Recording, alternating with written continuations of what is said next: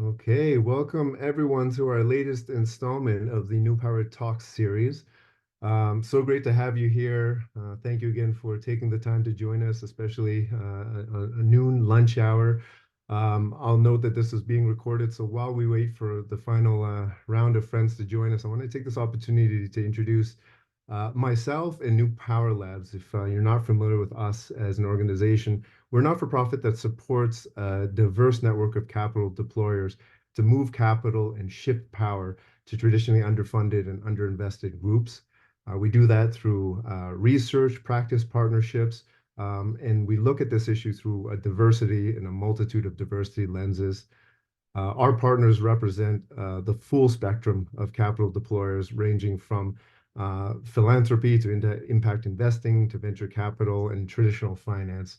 So, what conversations like today do is create opportunities for us to really peel back the issues and opportunities when it comes to deploying capital in a more inclusive and equitable manner. So, shortly, I'll be introducing our star for the moment, Phil Joseph from Rep Matters and Real Ventures. But before doing so, I wanted to acknowledge that, at least from the perch I am joining you here on Zoom, I am currently in Tekaronto, now known as Toronto, which is covered under Treaty 13 and the Williams Treaty in its traditional territory of many First Peoples, including the Mississaugas of the Credit, the Anishinaabe, the Chippewa, the Haudenosaunee, and Wendat peoples, and now is home to many diverse First Nations, Inuit, and Métis people. As an organization that is centered on equity and inclusion, I also want to acknowledge that we're aware that as a result of our history here in Canada, that Indigenous peoples have disproportionately been impacted and limited in their participation in Canada's economy, which is why we're so invested in having conversations like this to delve into not just the root of the issues, but map solutions and take action.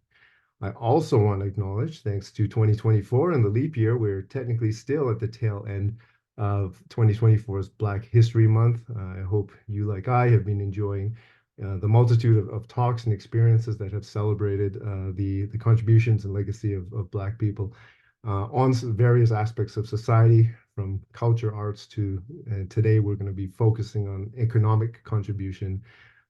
So again, happy Black History Month.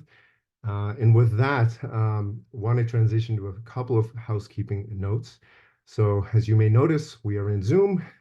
This is a session that's hosted in the webinar format. So for the imperfections of virtual formats like today, I do want to encourage you all to use the chat panel, introduce yourselves however you feel is appropriate for this forum.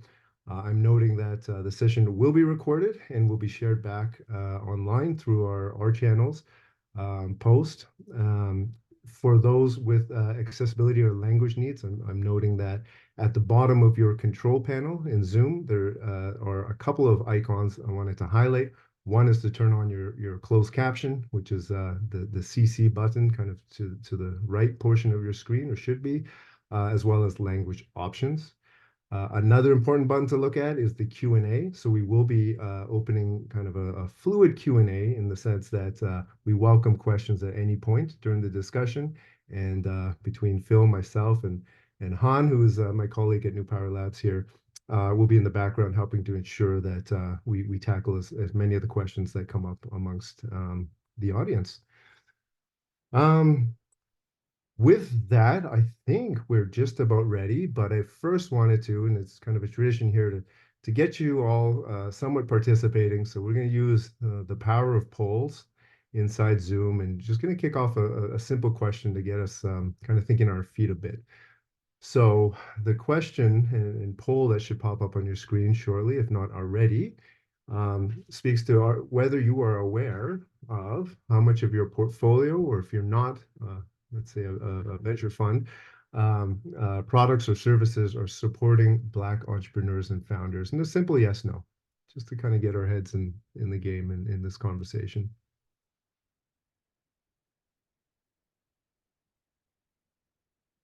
And as Han and the Zoom algos tally up scores, why don't we move forward? I do want to preserve as much of this conversation. Oh, here we go. Okay.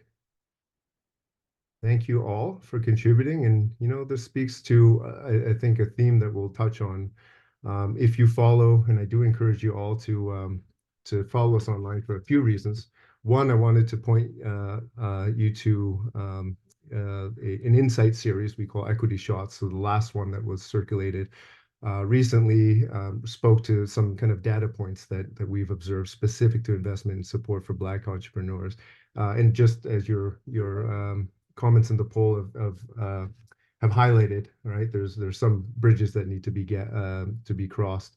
Another is just to point you to some of the amazing partners that we at New Power Labs rely on. We like to call ourselves both a think tank and do tank, and the do side of things isn't possible without the support of core founding partners and core partners that include the Duca Impact Lab, World Education Services, Coast Capital, Ontario Trillium Fund, the Community Foundations of Canada and Spirit Foundation, Vancouver Foundation, and the Jumpstart Foundation. So if some of our friends from these entities are here, welcome. And for those who haven't been on our website yet, you can find more information about various communities of partners and opportunities to engage in the issues that we're about to talk to today. So without any further ado, Mr. Phil Joseph from Real Ventures is here to share some of his experiences and insights. And I always think it doesn't do justice to read a one line bio. So I'll just say, as a personal kind of intro, that I've known Phil and seen Phil in the ecosystem, and he's an amazing entrepreneur in his own right, but also community builder and convener. And I'm sure we'll get into that as the conversation progresses. So I feel like through the conversation, Phil, let's get to know you. And I think one way to start that is really just to have you talk to us a bit about, your journey to Real Ventures, and specifically what kind of inspired you to spearhead Rep Matters and what you're trying to accomplish. So over to you. Thank you for that introduction. I'm really happy to be here. Thanks for the opportunity. Um, as far as my journey goes, started off in sports medicine, which has nothing to do with um, venture capital or tech. But in that space, I got really curious with a lot of the technology that I was using, and I wanted to learn how to go from innovation to commercialization. And so decided to pivot my career into venture capital. And early on, met John Stokes at Real Ventures and really hit it off. And started talking about some of the issues that were facing Black people. Particularly, I went on all the venture websites, and there was no Black people, and I was like, "What's going on here?" And then George Floyd happened, and it was like these A and B conversations that I was having with John, who's an established VC, co-founder of Real Ventures. Um, we were like, okay, well, what can we do? And we started an interview series where we interviewed, Black entrepreneurs and investors um, who I would have liked to know, I guess, coming into the space. And that was during the pandemic, and obviously, and so when the pandemic allowed, we started, really building community in person through various events. We now do a monthly breakfast club in Montreal, quarterly in Toronto. We're expanding to Vancouver. Um, we have the $100,000 Black Entrepreneurship Prize at Startup Fest every summer, so we're doing that for the third year. So yeah, that's kind of the gist of what we're working on there. And I'm also on the investment team full time at Real Ventures. It's a great setup. I talk about the diversity lenses, right? That we look at issues and opportunities and solutions through. And we're also always cautious of treating identity groups as a monolithic block, and I feel like the same can be said for Black entrepreneurs. So just wondering through your interview series and your experience meeting founders of all stripes, recognizing you're a little more centered around the tech and venture world. Like, could you comment on whether, Canada has kind of a unique kind of Black entrepreneur diaspora, or what aspects of entrepreneurship you're seeing Black founders excel in here? Yeah, that's a really great question. I mean, for me, like well, the easiest place to compare to is the U.S. Right? We're right there, culturally very similar. So that's the comparison I'll make. Their Black entrepreneurship ecosystem is much more developed, right? If you just think about population sizes and history within the country, like yes, we have a a long and rich history, specifically in Nova Scotia, of Black people in Canada. Um, but numbers wise, in terms of compared to the population, there's not that many, right? And so just from that, they've been able to build out an ecosystem much faster, and they're because of that, there are also capital allocators who are Black and who deploy into Black communities. Um, but it is different, right? And so the reality is that there's a Series A gap, just like any other entrepreneur in the U.S. Right? There's a drop off with like early stage to like, okay, I was able to raise a Series A and be and beyond.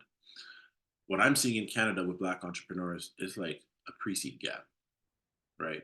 Where um, there just aren't enough Black founders getting venture capital dollars specifically, right? And the money, like equity investments into their companies for them to be able to scale. That's the major thing that I'm seeing is different. Let's delve into that bit. I find that interesting, right? That pre-seed gap obviously so important for building a pipeline to get folks, even right in the conversation for Series A.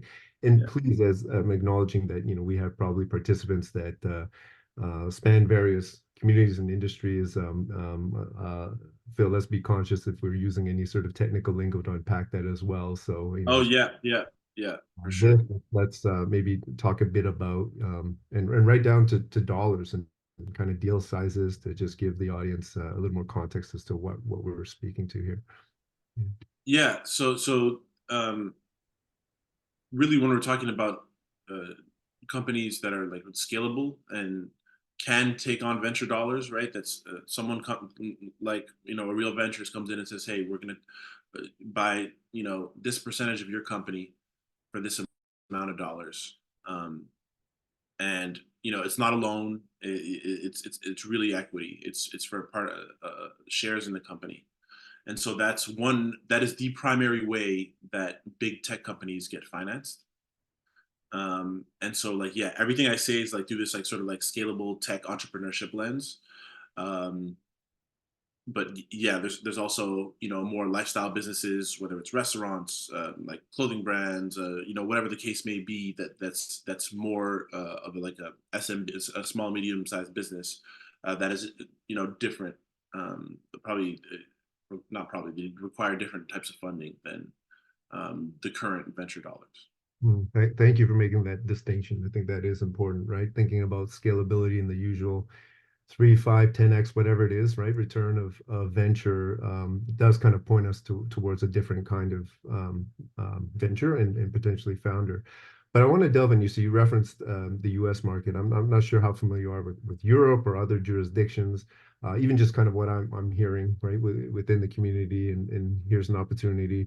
I want to keep it civil, but I also don't want to pull any punches, right, in terms of how, whether it's the investment climate, the culture, some of the systemic conditions that we all recognize that aren't just specific to VC.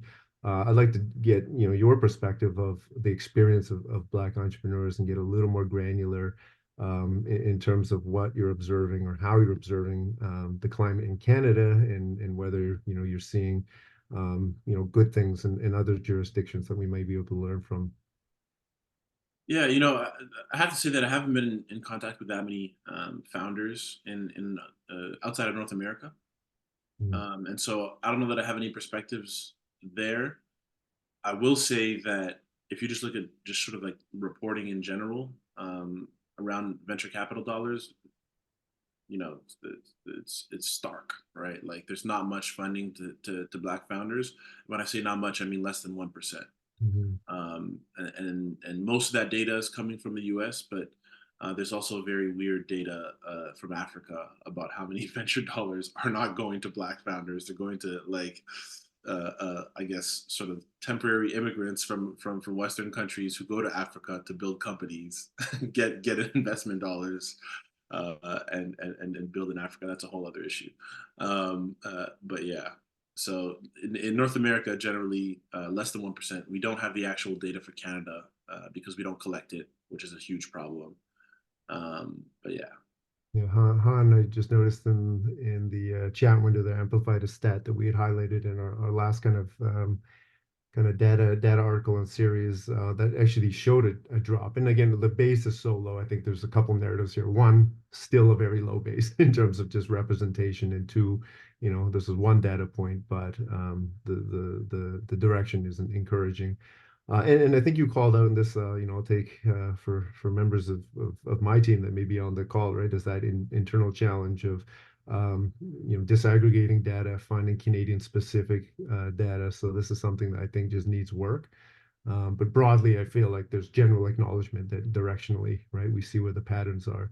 Yeah, I just want to double click on that, right? So the in terms of the data, um, the U.S. collects race-based data, Mm, right? They'll say, are you black or Latinx, whatever the case may be, and they collect that data for the most part.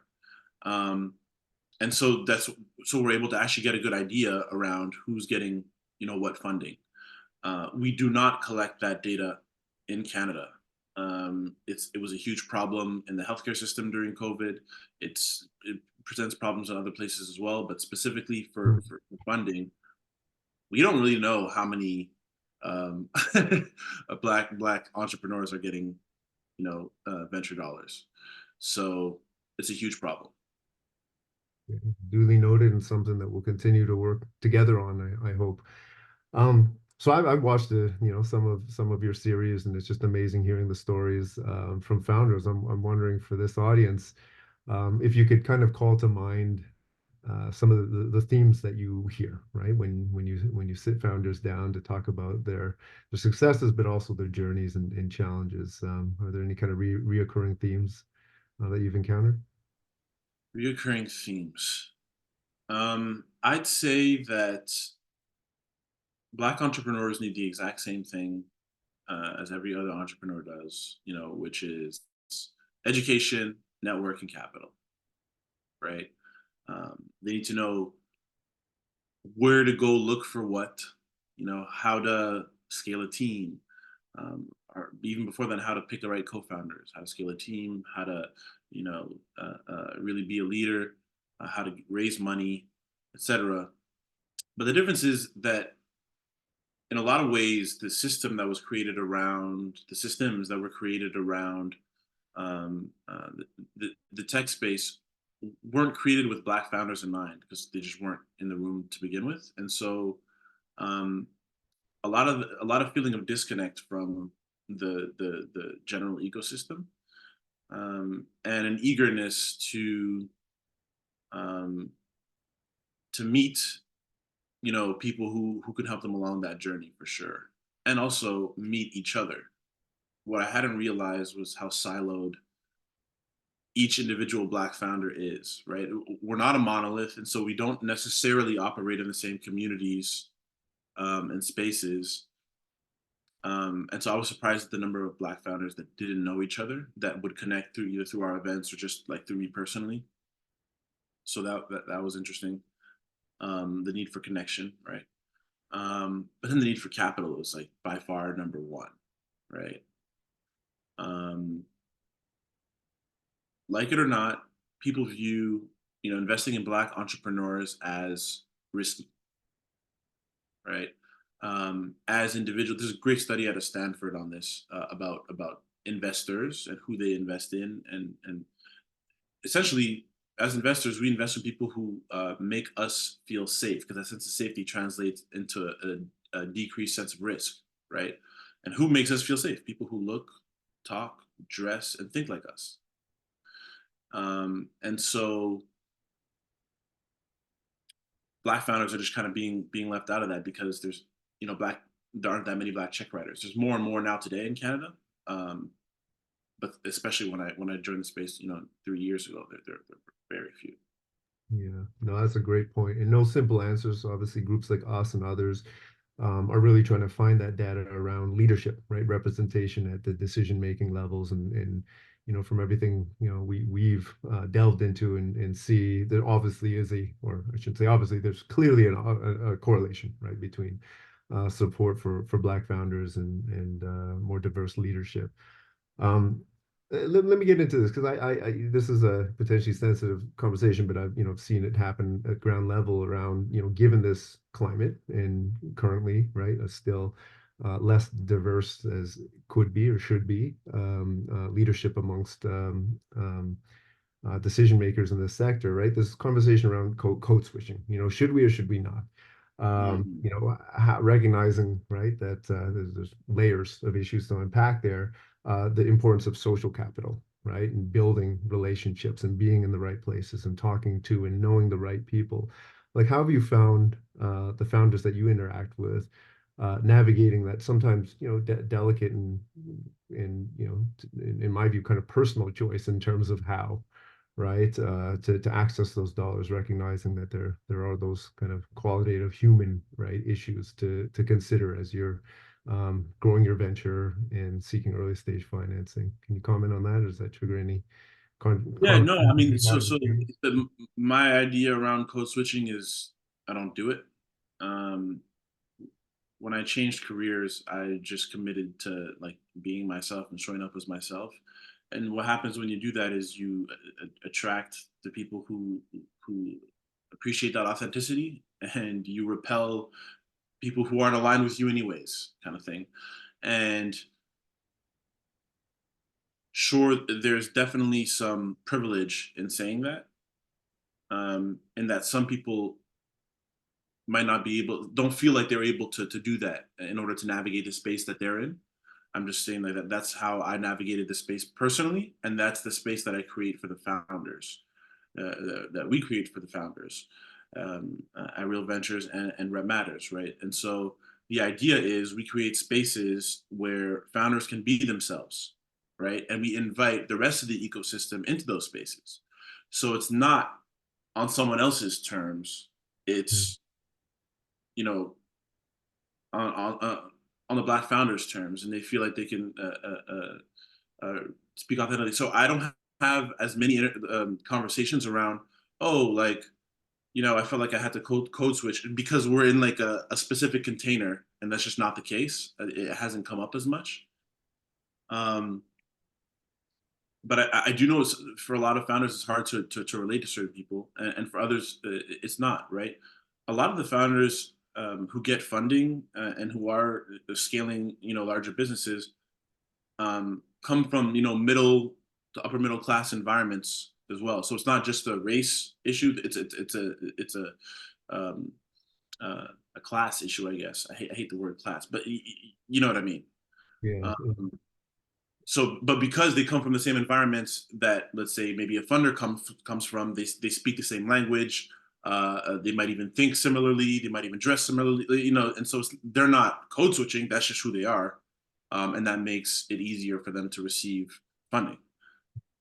I'm glad that there's a lot of nuance behind class and that's call it what it is. There's a lot of work to be done, I think, in this area to both understand, right, how to address that, and then recognize that that's a huge part of the ESG DEI conversation, right? And to bring in that element is so important and much needed.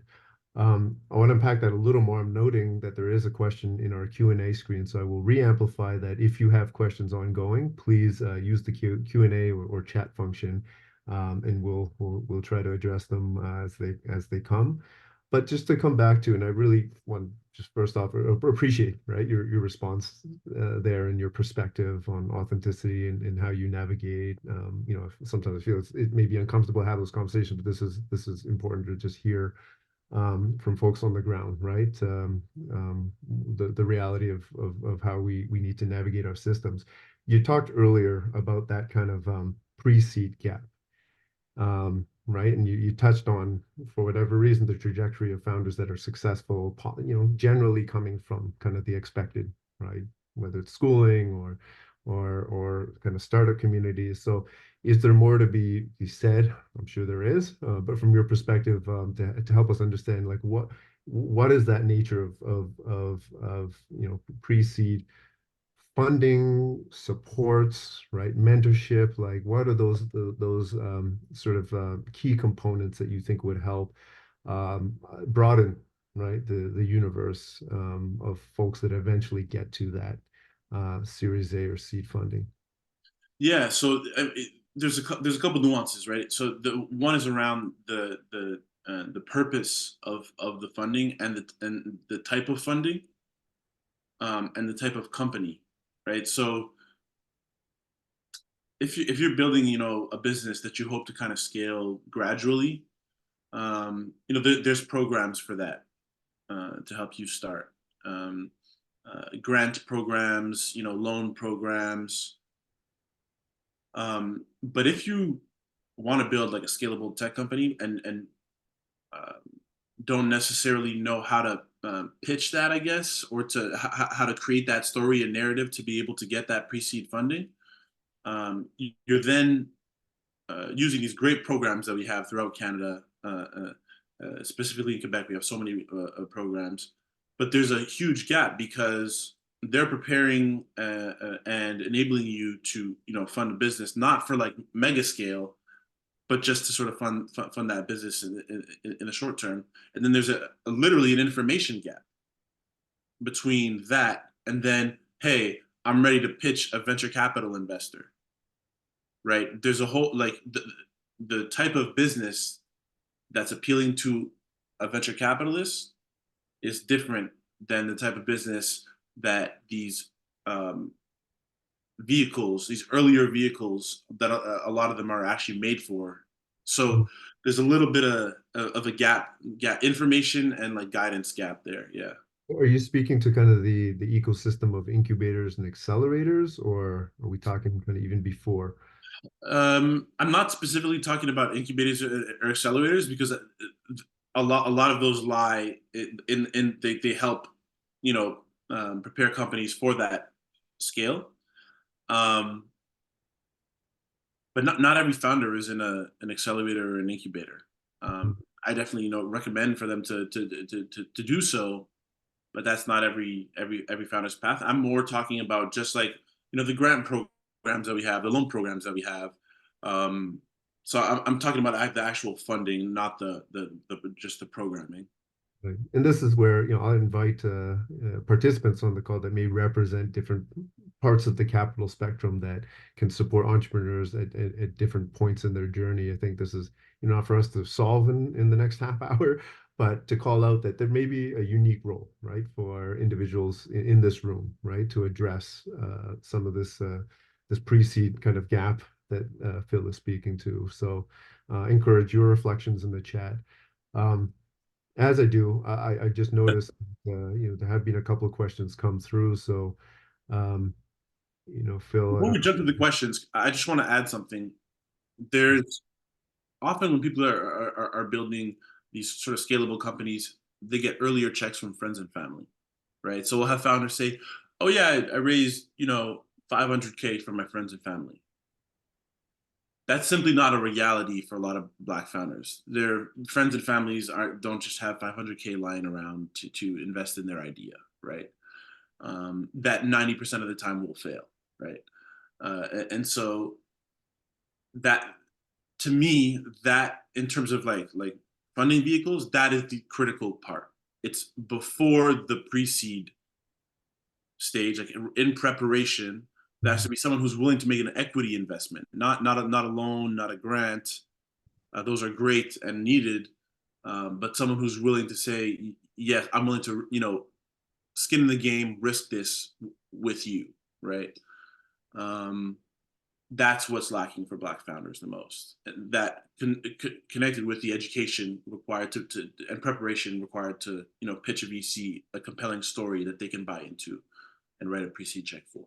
So So I'm going to go a bit out of order as the questions come up, just because there's, I think, a related one that came up around, um, the idea of safety and whether that, kind of puts the onus on Black investors to invest in Black entrepreneurs. So, fill in family first check with, whatever supports there are for that are coming from Black investors. Like, is that it's a loaded question here. Is that the solution, or are there other products or investment theses that we can all look to, right, to fill that gap?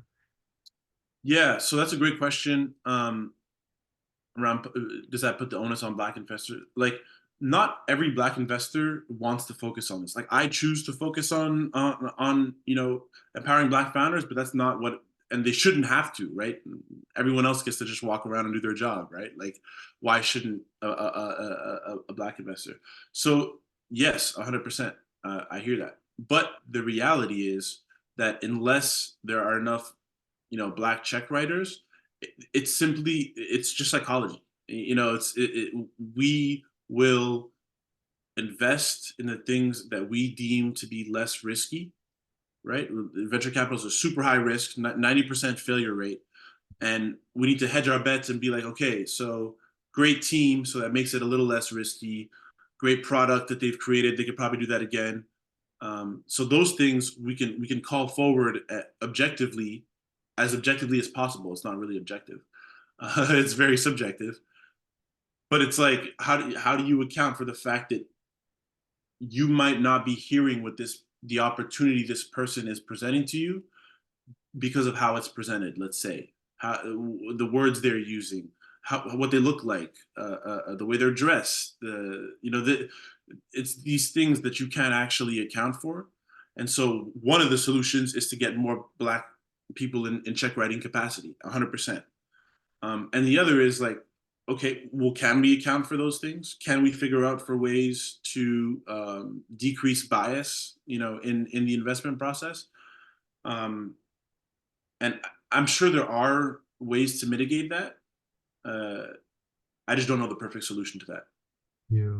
Well, one of our early questions in the Q&A actually spoke to whether ESG or DEI type programs and policies are helping ramp up investment in Black-led businesses. So I recognize you may or may not have that direct perspective of within institutions whether policies are like that or shaping, but have you heard or seen um, any evidence that those are contributing to greater investment levels in Black founders? Well, there was definitely a boom, right? So uh, right after George Floyd's murder, right, that brought the needs of black folks in different spaces uh, uh, forward. Yeah, of course, there was more investment into black founders. But like a lot of things in society, I see that as a pendulum, right? Like, I knew that was a finite moment in time, and now we've come to the end of that, right? With lawsuits being brought against black-focused venture funds in the U.S.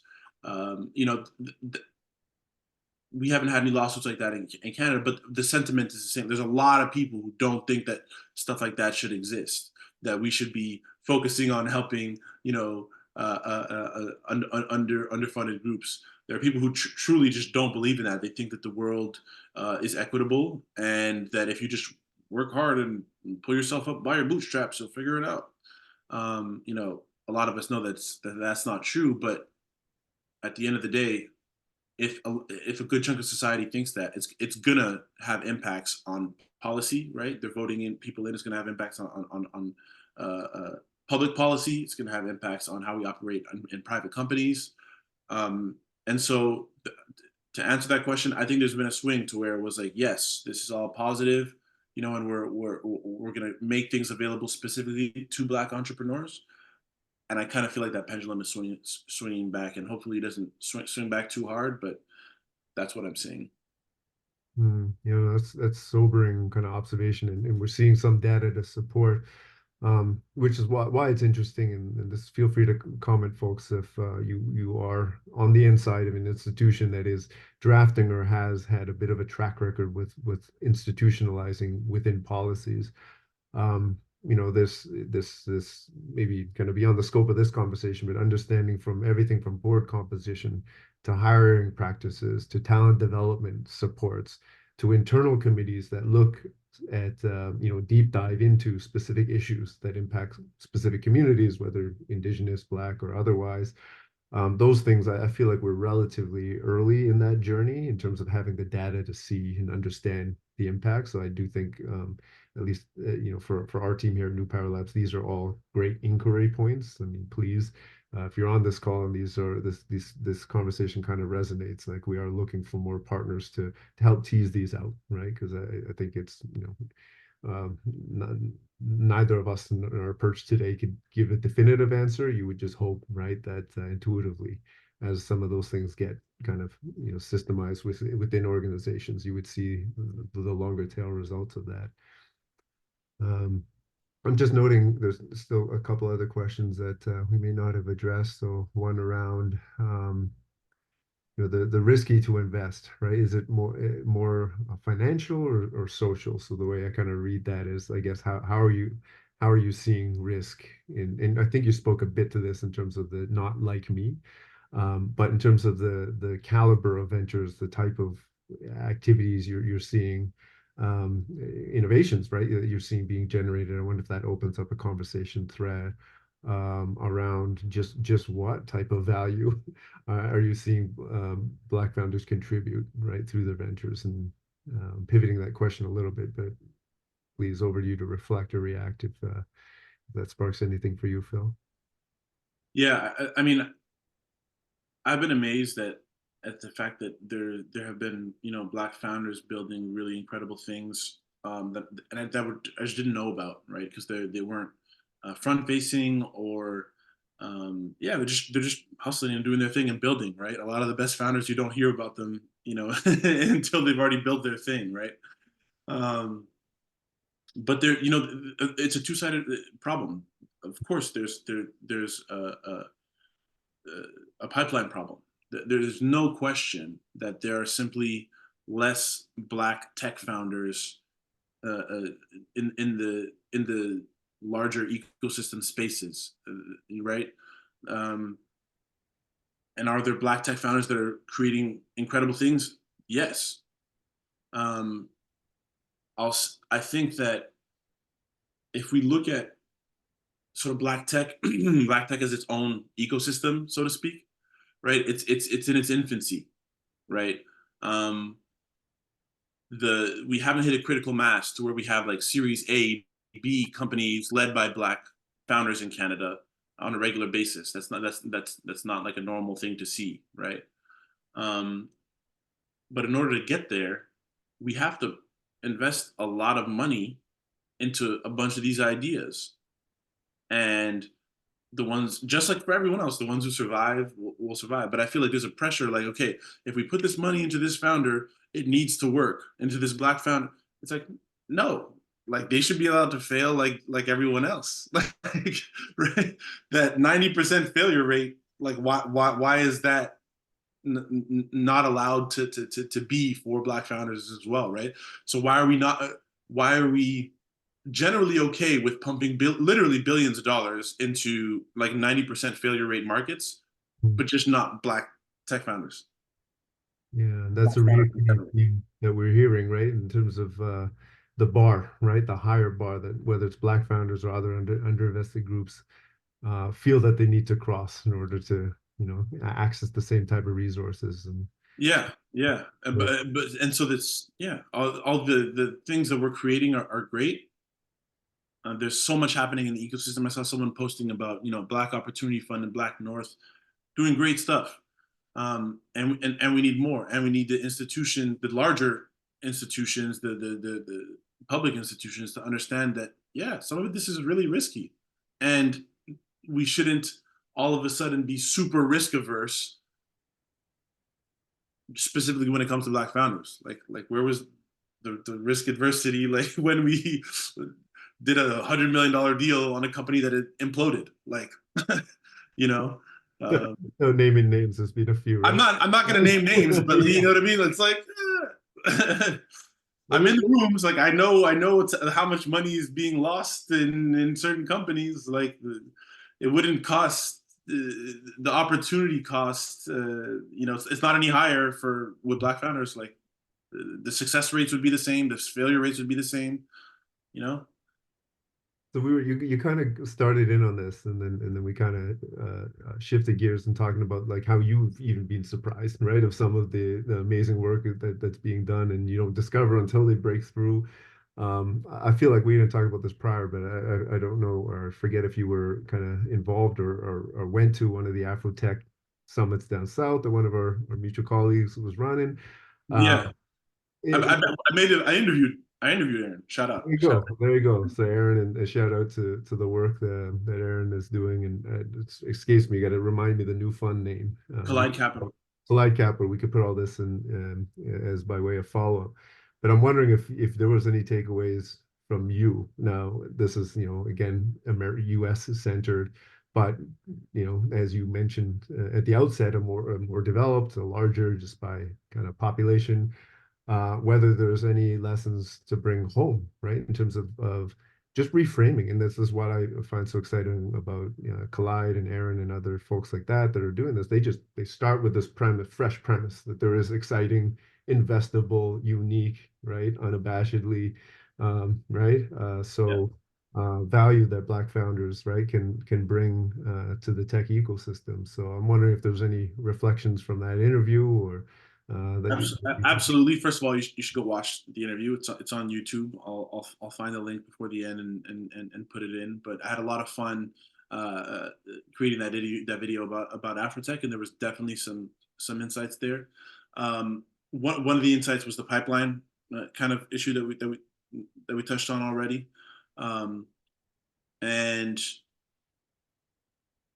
so pipeline, but then also the access to networks, right? The reality that we need to have, black check writers as well. Um, but in that interview, yeah, we did also speak about the difference between what's happening in Canada and in the U.S. And I already kind of spoke to that. So a lot of the learnings from that are things that I've already spoke about here today. Yeah. And part of it, yeah, and this is where eventually I don't want to make sure that we don't close without at least me offering a space for you to plug some of the breakfast kind of gatherings and different kind of convening opportunities, because it starts with that, right? Of just one uniting, as you mentioned, like within a relatively small segment of tech, folks not even necessarily knowing each other. You can't, kind of reframe identity and expectations without at least first kind of celebrating what we have. So I think you applaud you and folks like you that are creating those opportunities. So we'll come back to that towards the end. Appreciate Um, that. Noting we still thank you folks for those of you who contributing to our Q&A window there. I don't know if you've been scanning, Phil, and if there's anything you'd like to react to. Um, It's a very specific, and I don't know if this comes up with you or Real Ventures, one around protection for investors. And I've seen this pop up in different kind of contexts around, right? And you even kind of hinted at it. There's a kind of a counter movement, right, towards these more, I'll use in U.S. air quotes, affirmative kind of policies, yeah. investment policies. I feel like that's what that may be speaking to. I don't you have. Yeah. My answer is I don't know like how to support from afar, right? I do know that the black led venture capital funds aren't operating in a silo, right? So like Fearless Fund got sued. Um, Everyone reacted. There are things going on behind the scenes to support them. And I've had some conversations with some of these fund managers. So like I'm not worried that they don't have the support that they need, and I think that they do. Um, and all we can do is influence the people that are around us. So like, have conversations. If you know people who are in positions of power, explain to them why it's important to focus on this segment of the population specifically, right? Have these tough conversations about systemic issues, and instead of pointing the finger at people and saying you messed up the system, just be like, yo, the system's messed up. Here's an opportunity to fix it. Why would we impede that opportunity to fix the system? That's kind of my framing. I'm um, gonna put you and Real Ventures on the spotlight for a bit here, right? Because you just what you said just triggered, got to start that conversation. Well, you literally started that conversation through a conversation series called Brett Matters. Um, Now that aside, like how have you to the extent you're able to share, right? Just as an insider in kind of a unique position to see the evolution of thinking, right? You talked about John Stokes and how he was kind of, early mindset shift, very aligned, mission aligned with what you're trying to achieve. How is that translated at Real Ventures in terms of any shifts in investment theses, internal policies that you can share, and actions and outcomes and results? Because I think Yeah, getting deep, that it'd be quite interesting for folks to hear the journey. definitely. We started collecting that disaggregated data internally, for Mhm. one, so we can understand what the makeup of our portfolio is, not just on the founder side, but also like within their companies, right? Like who are they hiring? What's the makeup of the team? And so there's a diversity survey that we have internally, led by Z, um, who is heading up that, and she's the head of legal as well. Um, Z, and I think Lisa's working on that too. So that's one thing. It's hard to implement. Mhm. Takes time to create, and so very proud that we've been doing that. Um, I mean, just so it's changed in so many ways. The Real Ventures has just kind of given me the space to like be myself and do whatever I want to do with Rep Matters and have the conversations I want to have. And so there's nothing that's like off limits. There's no like, oh, we got to keep this quiet because we didn't have enough Black people on our team before and we don't want to highlight that. It's like, no, like this was an issue. This is what we're trying to do to fix it. And so we wanted to focus internally first, like on, okay, what are we doing? Like, how are we thinking about things? Who are we bringing around the table when we have a panel, when we have an event? Like, how are we operating internally? And then hopefully, the goal is to share that way of investing and being and creating community, with the broader ecosystem. So yeah. No, appreciate the, I guess, the candor, right, with which you bring, and recognizing Real Ventures, but one of a rich ecosystem of VCs in Canada. No, I think that's helpful to hear. Um, let's see, just making sure we've covered off our Q&As that are live. So again, the commentary around how, for some industries, they're still relatively junior, early stage, on the ESG, DEI side of things. Yeah. So thanks for those questions, Kirk. So there's a few things. One, when for the past 10 years, when we said diversity, all it meant was gender diversity, and when we said gender diversity, all it meant was white women, right? All of the initiatives that were created, that's who benefited from those diversity initiatives, right? That shifted because of George Floyd, for a Black, and I'd say BIPOC at large, BIPOC people at large, where okay, now there's some nuance. It's gender and ethnicity, right? And okay, cross sexual orientation, and then there's and ability or so there's a lot of different forms of diversity, and that's been incorporated slowly but surely. When it comes to indigenous funds, let's say, that's completely different, right? Because of the systemic wrongs that Canada, we've done to indigenous communities, they have their own sort of set of support systems that are in place at a federal and like provincial levels that enable initiatives like that. And so, to me, that's different. Um, yeah, I hope that makes sense. I actually appreciate you kind of laying out that very compressed synopsis of how diversity and the definition and meaning and inferences behind that word has shifted in a relatively short amount of time. So let me extend the time horizon, to the extent that your crystal ball is calibrated. Like, where are you seeing that conversation move? right? As you hinted from the outset, gender principally, now moving to race. Are there other aspects from, neurodiversity to accessibility to, other kind of markers for There diversity? are, and it's definitely expand. Our idea of diversity is definitely expanding, um, and which is super exciting and scary because what happens in terms of um, diversity initiatives really ultimately is that like the black community often does not benefit from them in each of those intersections. Mm, And so that's why it's important to keep on focusing on the black community across different intersections as well, uh, because or else the people who are in the center of those intersectionalities won't benefit mm, um, from what's being created for the larger society. And that's like just been proven time and time again, and I'm so tired of like justifying that to people, but like that that is not a given for everyone, and there's a lot of pushback on that.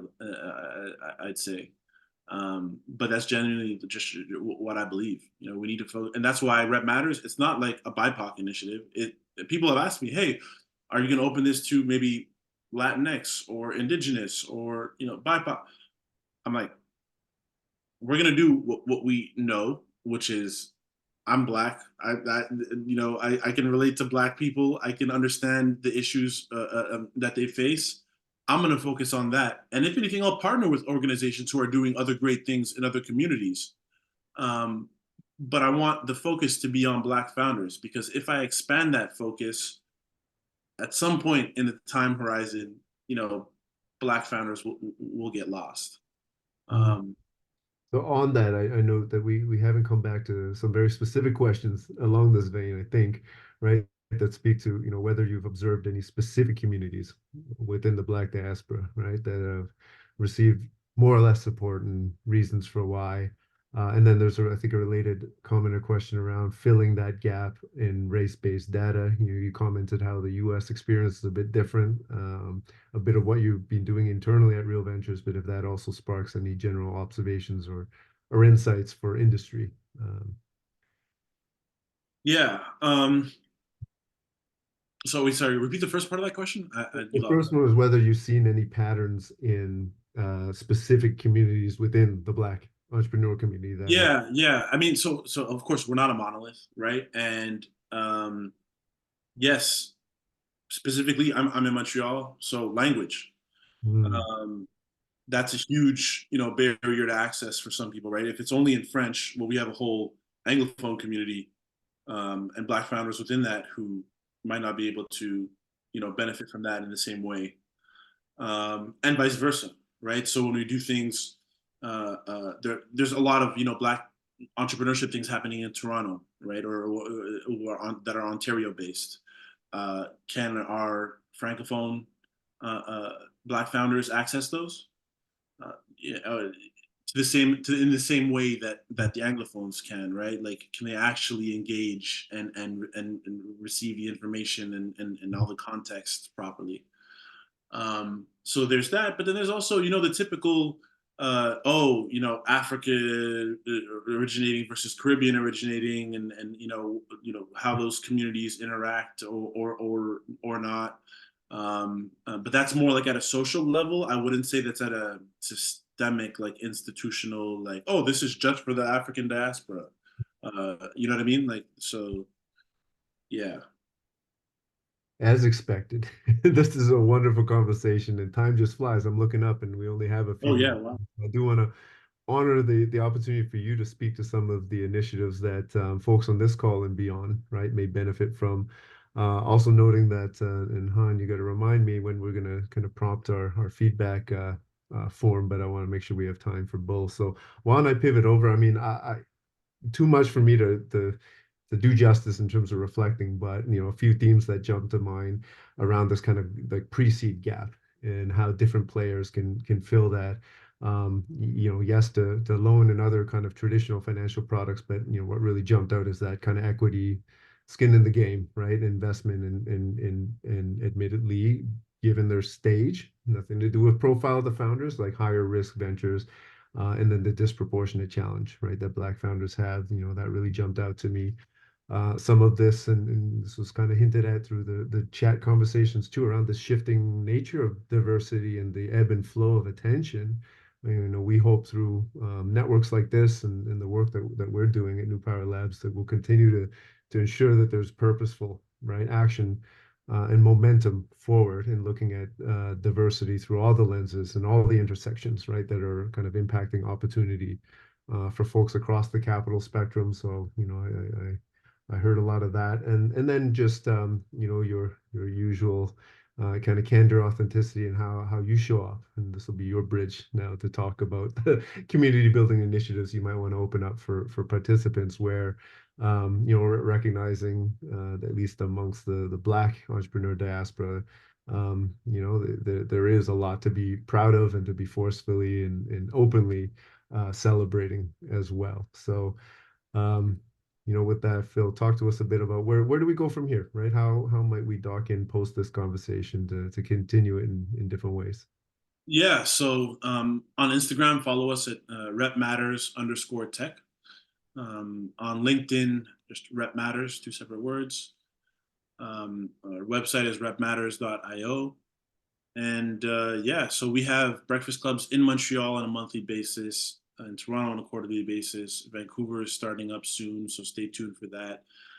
To watch the Afrotech video, if you click the link in the bio on Instagram, you'll find the Afrotech video, which we put out like not too long ago, and I'm very happy about. So please go watch it and leave your comments and share. Yeah, and for those of you who are not professional stenographers, thank you for registering. We're going to follow up with all of these links, so don't worry. Yeah. Sorry, that If was you super quick. missed those URL plugs, but Phil, before we close, and I do want to, again, on behalf of the New Power Lab team, thank you for your time. Thank you for your insights. I hope this will not be the last time, right? We get to interact and just having that perspective, very, very kind of pointed perspective within the VC and tech sector or industry here in Canada is, I think, so insightful, right? Because this is obviously an area where there's a lot of opportunity, and we're all about ensuring those opportunities flow right to as diverse and representative groups as possible. So congratulate you for the work that you're doing. So Thank you yeah, for the opportunity, man. This was so great. The preparation. Thank you to Han and the team. You guys are doing some important work, and Garrick, as usual, just such a pleasure to talk with you. thank you, and we'll ensure that for the participants on the call that we have all the right kind of contact information to flow through if you did want to follow up with anything with Phil specifically. So thank you all. Enjoy the rest of your afternoons, however it's looking out there from whatever perch you're witnessing. And Phil, thank you, and we will see you again. Thank you. Bye bye.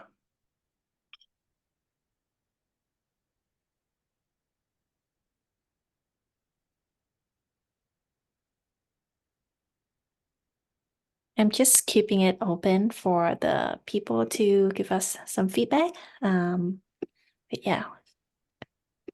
Okay, so for those of you still completing your feedback form, well, thank you. For those of you who have, well, I guess you won't hear it, checked out, enjoy your late lunches.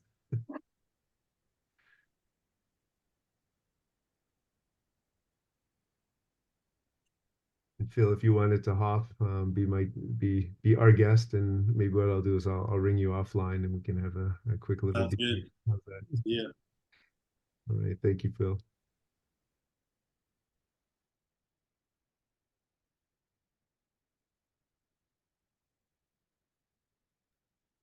All right, and that's a wrap. Thank you, everyone. Thank you. Thanks, hon.